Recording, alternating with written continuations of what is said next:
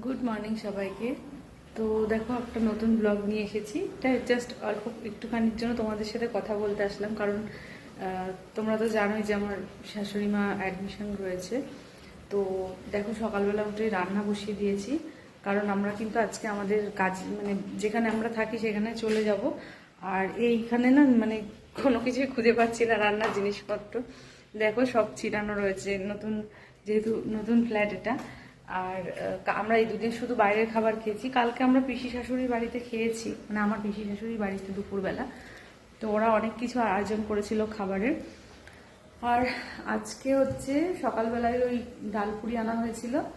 আর এখন আমি এই যে রান্নাবান্না করছি, ডিমের ঝোল, ডাল, আলু পটলের ডালনা।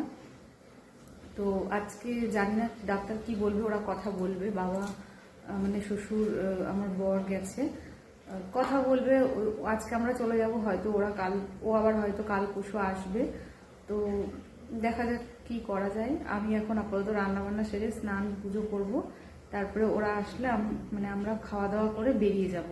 আমার তো মানে একদিনের ছুটি নেওয়া ছিল, দুদিন কামাই হয়ে গেল কাজটা।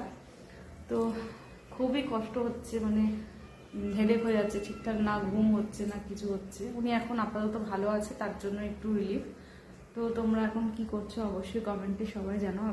প্রচুর কাজ রয়েছে। চলো এখন টাটা।